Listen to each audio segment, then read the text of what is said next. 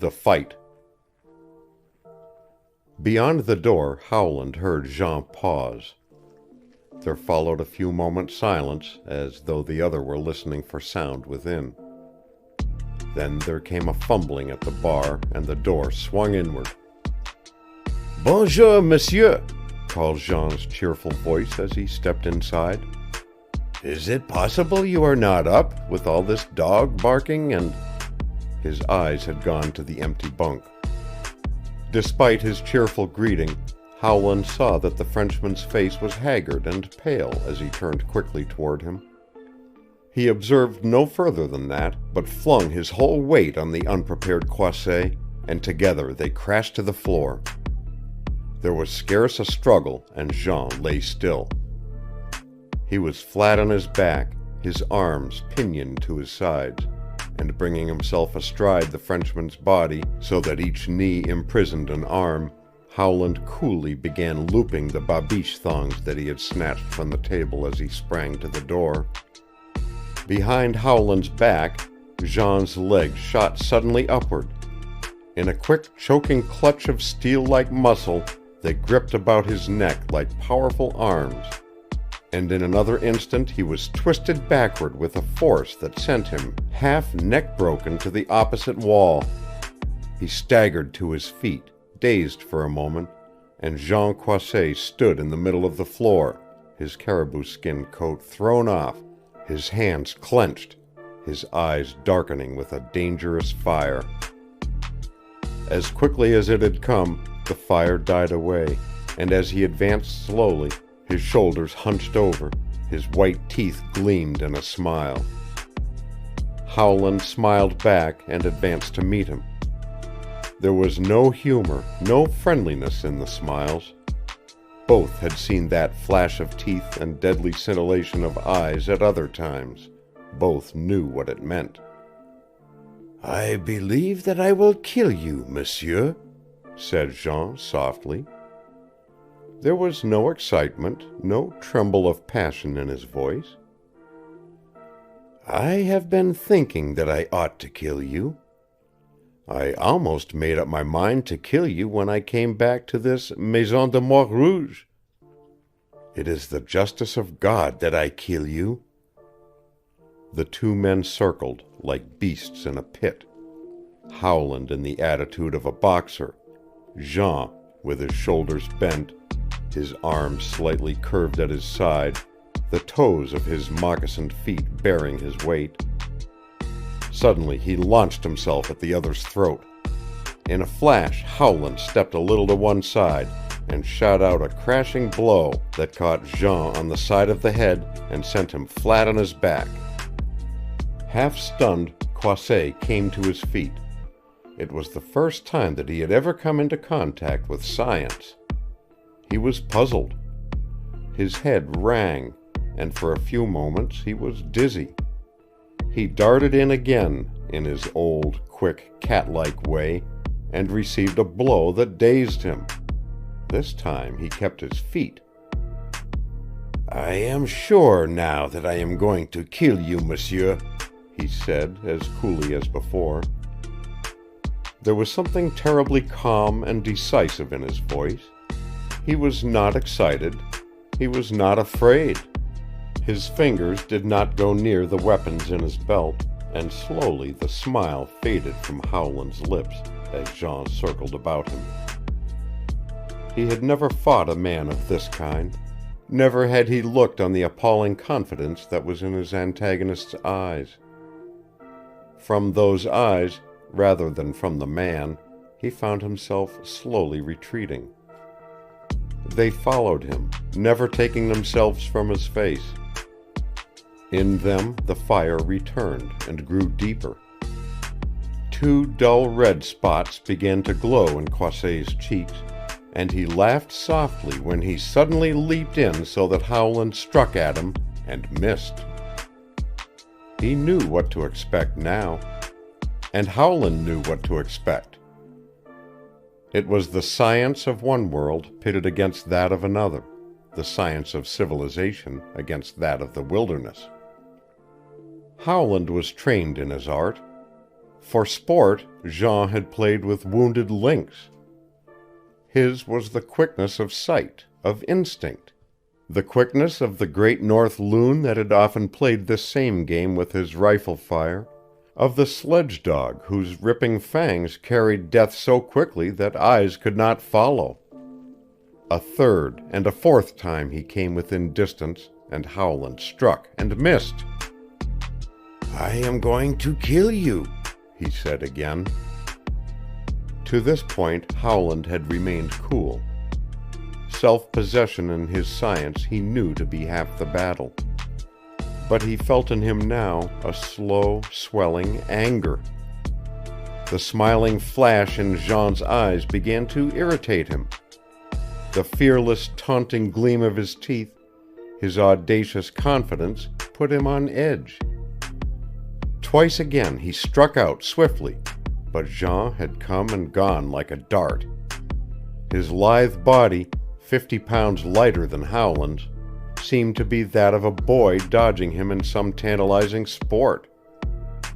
The Frenchman made no effort at attack. His were the tactics of the wolf at the heels of the bull moose, of the lynx before the prongs of a cornered buck, tiring, worrying, ceaseless. Howland's striking muscles began to ache, and his breath was growing shorter with the exertions which seemed to have no effect on Croisset. For a few moments he took the aggressive, rushing Jean to the stove, behind the table, twice around the room, striving vainly to drive him into a corner, to reach him with one of the sweeping blows which Croisset evaded with the lightning quickness of a hell diver. When he stopped, his breath came in wind-broken gasps. Jean drew nearer, smiling, ferociously cool. "I am going to kill you, monsieur," he repeated again. Howland dropped his arms, his fingers relaxed, and he forced his breath between his lips as if he were on the point of exhaustion. There were still a few tricks in his science, and these, he knew, were about his last cards.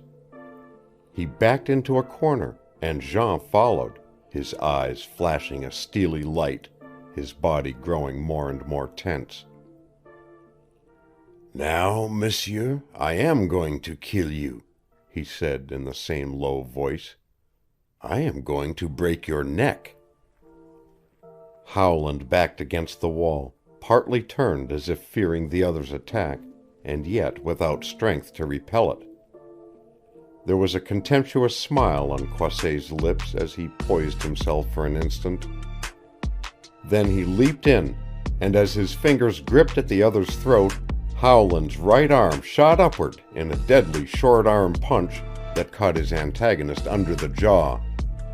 Without a sound, Jean staggered back, tottered for a moment on his feet, and fell to the floor. 50 seconds later, he opened his eyes to find his hands bound behind his back and Howland standing at his feet. "Mon Dieu, but that was a good one," he gasped after he had taken a long breath or two. "Will you teach it to me, monsieur?" "Get up," commanded Howland. "I have no time to waste, Croisset." He caught the Frenchman by the shoulders and helped him to a chair near the table. Then he took possession of the other's weapons, including the revolver which Jean had taken from him, and began to dress. He spoke no word until he was done.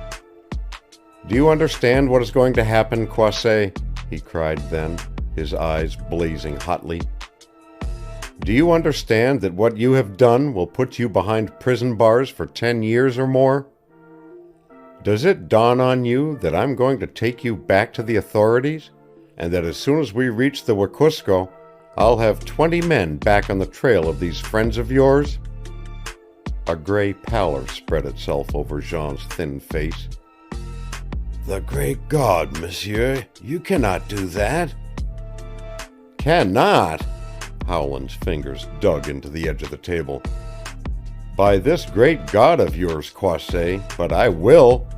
And why not?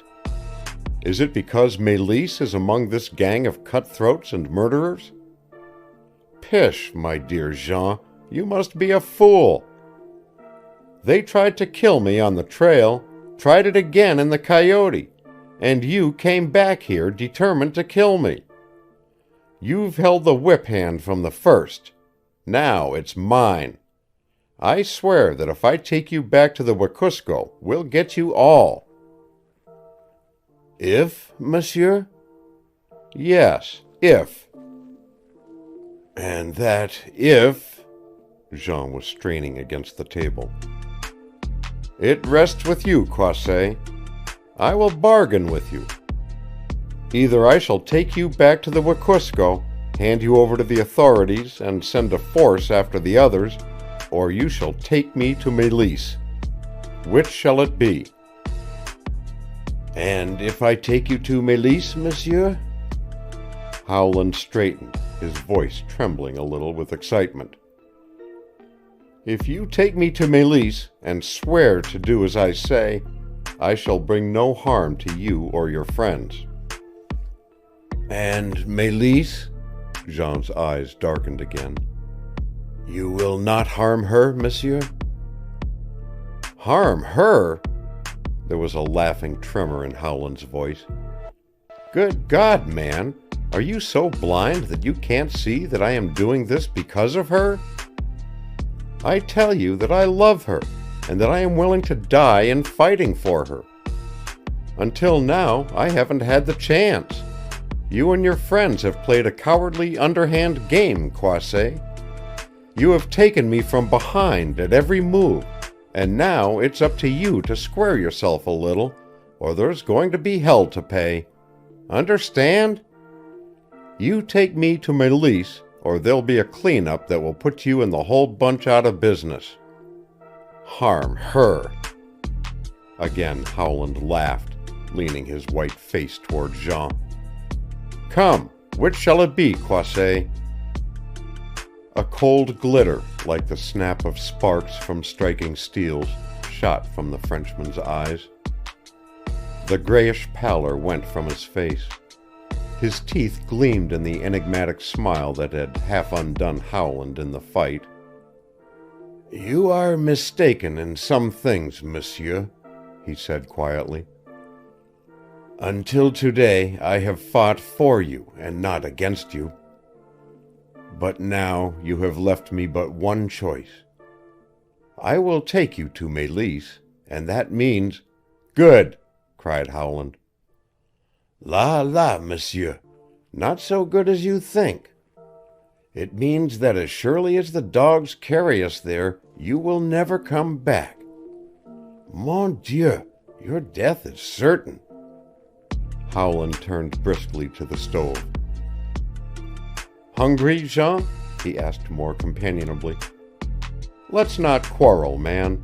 You've had your fun, and now I'm going to have mine. Have you had breakfast? I was anticipating that pleasure with you, monsieur, replied Jean with grim humor. And then, after I had fed you, you were going to kill me, my dear Jean, laughed Howland, flopping a huge caribou steak on the naked top of the sheet iron stove. Real nice fellow you are, huh? You ought to be killed, monsieur. So you've said before. When I see Mélisse, I'm going to know the reason why, or what, monsieur? Kill you, Jean. I've just about made up my mind that you ought to be killed.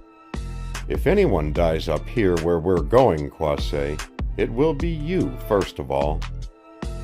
Jean remained silent.